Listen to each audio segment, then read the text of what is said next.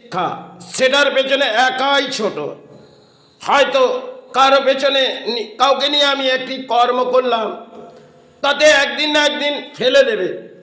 কারণ আমাদের জীবনে আমরা সাথে কাউকে নিয়ে কর্ম করলাম, তাতে কিন্তু তিনি আজ যাকে ভাবলাম যে একে নিয়ে আমি কর্ম করব, কিন্তু একটা সময় উনি আপনাকে ফেলে দেবে। তাহলে একটি আপনাদের ব্যাখ্যা বলি, একটি পাঁজায় যেমন ইটটি পুড়তে থাকে, সেই ইটটি পুড়ে একটি ঝামা হয়, তাই ঝামাটা যখন হয় তাকে ভাঙা যায় না। তাই আপনার কর্মটা যখন আপনার লড়াই করে সৎ হবে, সেটা মনে একটা ঝামার মতন শক্তিশালী হবে। কর্মের পেছনে দৌড়াতে গেলে হয়তো তাতে অর্থের প্রয়োজন, তাই এই অর্থ নিয়ে আমাদের বেঁচে থাকতে গেলে এক্ষেত্রে অর্থটাকে আমার ভেবে যদি সবই কিছু এই জগতের মাঝে আমরা পেয়েছি আর হারিয়েও তো যাব, কিন্তু এর পেছনে শিক্ষা অর্জন করো। আমি জীবনে যা কাটিয়েছি সেটা হয়তো একটা সময় সমাজে যখন করেছি মহারাষ্ট্রের বুকে, তা এমনও সময় গেছে যেখানে একটা বড় কোম্পানি, তখনকার দিনে আজ থেকে 25 থেকে 30 বছর আগে, তো সে সময় একের পর এক অর্থ চলে যাচ্ছে। একটি কোম্পানি, সে সিদ্ধিবিনায়ক মন্দিরের চেয়ারম্যান, এবং তিনি একটি ব্যাখ্যা আমাকে অসাধারণ দিয়েছিল, কিন্তু আমার কিছু ভুল ত্রুটির জন্যে সেটা তিনি আমাকে গ্রহণ করেছিলেন। তাই তার যে মূল্যবৃদ্ধি সেটা আমি দিচ্ছিলাম, পরক্ষণে যাকে আমি খেতে খেতে সওদা করলাম, তিনি কিন্তু আমার হকটাও নিয়ে নিলেন।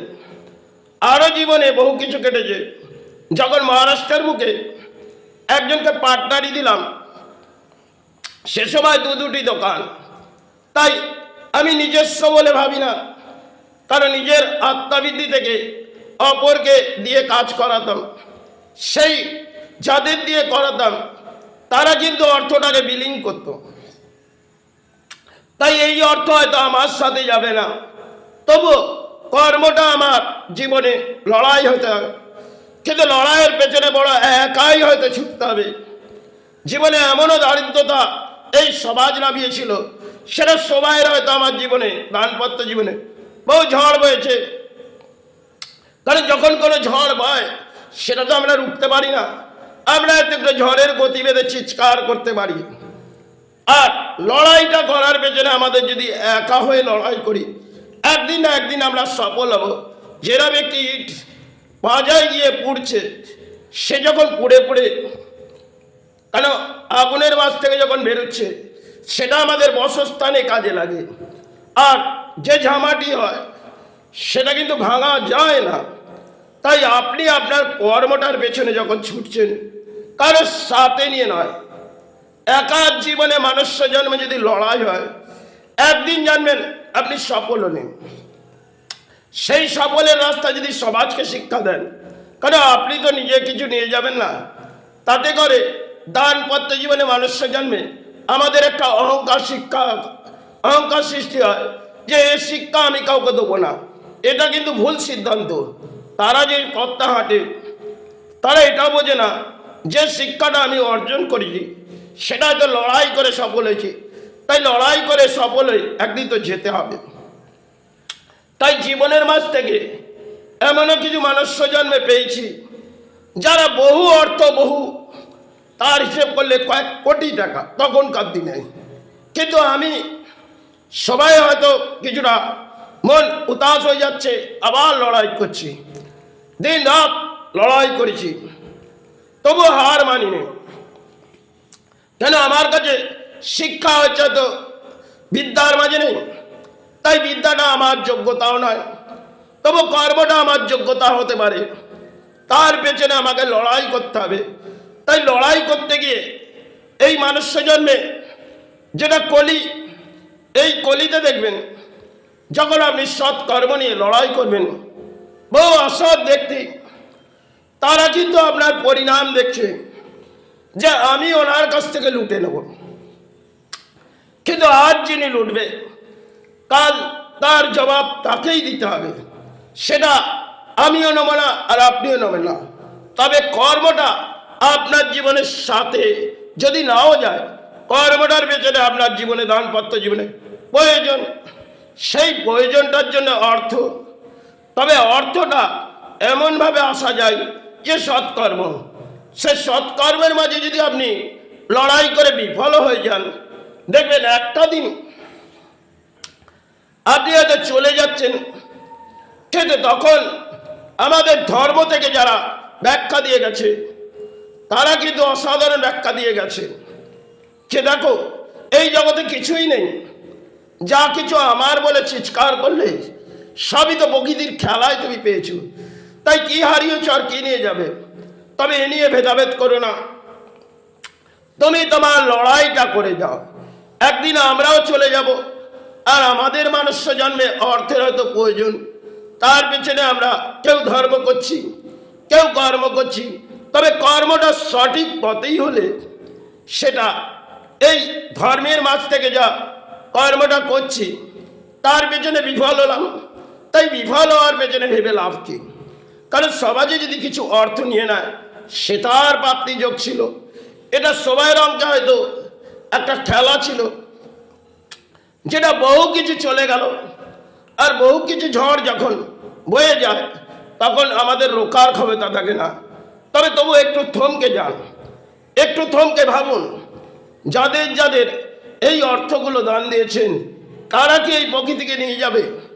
কিন্তু একটা সময় আপনার সঠিক কর্ম সে কিন্তু দেখছে, যিনি এই ধরতির মা তিনি সব দেখছে, তার সৃষ্টির সন্তানদের সবই দেখছে। কিন্তু হয়তো এই দুনিয়ায় সবই নিরাকার, সাকার সাকার বলে আমরা চিৎকার করছি, কিন্তু একদিন নিরাকার হয়ে চলে যেতে হবে। হয়তো কিছুটা সবাই কর্মের পেছনে বিফল হচ্ছে, কিন্তু লড়াইটা একা করে যা। এই ভবের জগতে একা, তাই ভবের জগতে যখন একা, তার পেছনে হয়তো লড়াই হলো, সে লড়াই হয়তো সফল হলাম, কিন্তু যেতে তো একদিন বিফল হয়ে চলে যেতে হবে।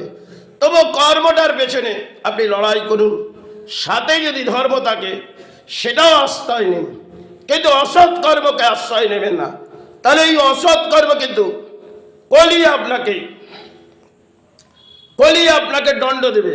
তাহলে বিধাতার একটা খেলা আছে। বিধাতা যখন কলির কাছে ব্যাখ্যা দিলেন, বিধাতা এলেন যে কলি, তোমার রাজ্যে কত পাপী আছে তাদেরকে আমি দণ্ড দেব। কলি যখন বললেন, বিধাতা তিনি যমরাজকে পাঠালেন, যমরাজ গেলেন, তাদের কাছে গিয়ে এক এক জবাব নিচ্ছে যে চলো, এই প্রকৃতিতে তোমার কর্ম শেষ হয়েছে, এবার আমার বিচার, এবার আমি তোমায় কারাটা নিয়ে গিয়ে এক এক অক্ষরে বিচার করব, তুমি কতটা পাপ করেছো আর কলিতে কতটা অসৎ কর্ম করেছো। কেন কলি আপনার কর্ম দেখলেন, আর কলি আপনাকে দিয়ে বহু কিছু সঞ্চয় দিলেন। কারণ কলিতে দেখবেন অসৎ কর্মের ভরাডুবি, আর তারা ভাবে এই কলি থেকে আমরা নিয়ে চলে যাব, কিন্তু সবই নিরাকার। এই জগতে যা দেখছি, একটা চোখ বোঝার মতো কিছুই আমার নয়।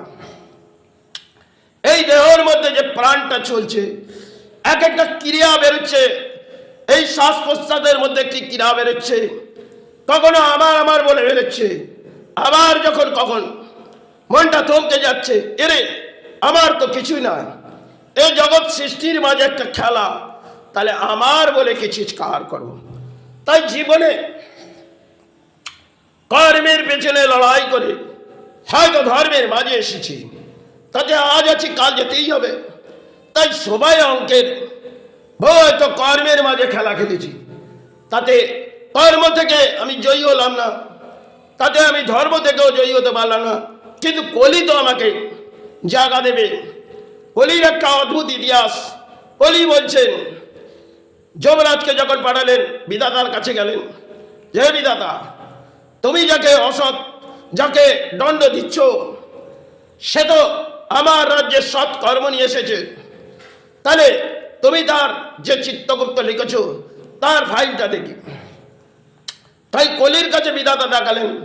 কলি বললে, দেখো অপূর্ব খেলা তুমি এত খেলেছো, কিন্তু দেখো এবার আমার খেলা, আমি তার কর্মটাকে তুলে নিয়ে যাচ্ছি। তিনি যে সৎ কর্ম করেছে, হয়তো এই কলির রাজ্যে সৎ কর্ম করেছে, তাই তিনি দণ্ড পেয়েছে। এবার তার কায়াটা মুক্তি হলে আমি তাকে তুলে নিয়ে যাব। যমরাজকে পাঠালেন, হে যমরাজ, ওখান থেকে কায়াটা নিয়ে এসো। কেন? ওনার সৎ কর্ম আছে, আর আমি ওনাকে জায়গা দেবো। এই মাতৃভূমিতে কলির রাজ্য, যেটা আমার বলে চিৎকার করছি, কলি কখন দণ্ড দেয়?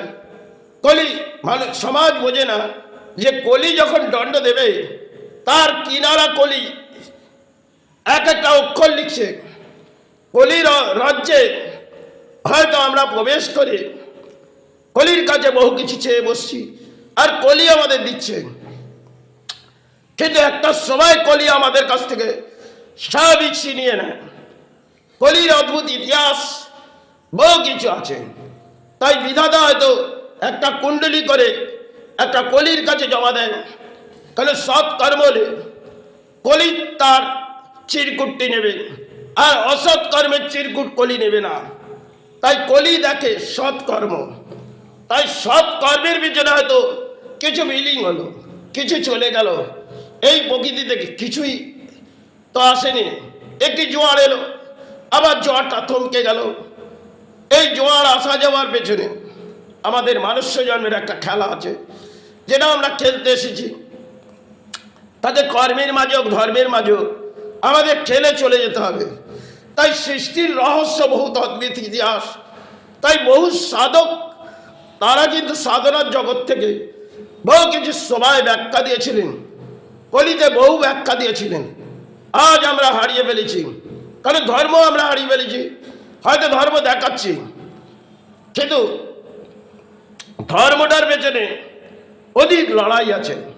সেটা যিনি রূপায়নি তিনি জানেন যে সৎ কর্ম নিয়ে যখন কলির রাজ্যে তিনি প্রবেশ করেছে, তাহলে কলি তাকে কাঁদাচ্ছে।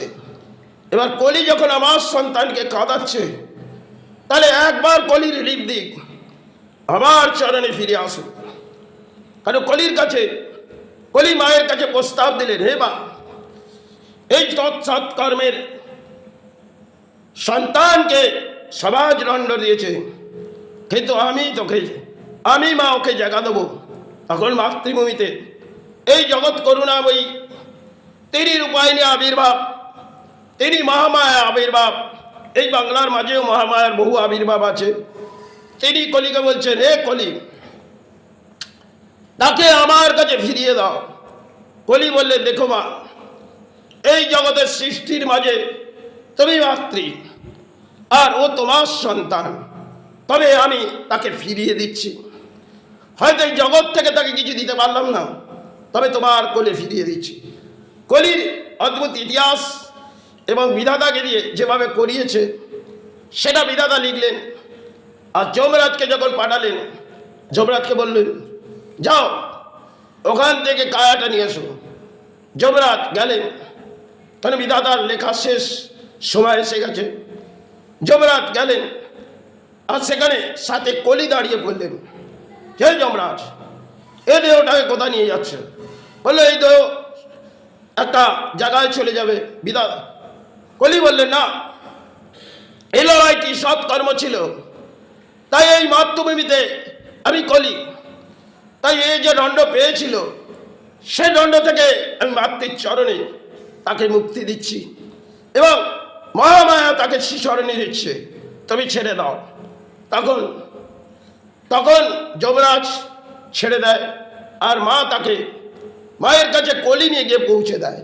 এর অদ্ভুত ইতিহাস বহু সাধক সবাই ব্যাখ্যা করেছিল, তার অদ্ভুত ইতিহাসগুলো আমরা জানি না, কিন্তু কিছু চিৎকার করে বেলাই আমার সব তো প্রকৃতির দান।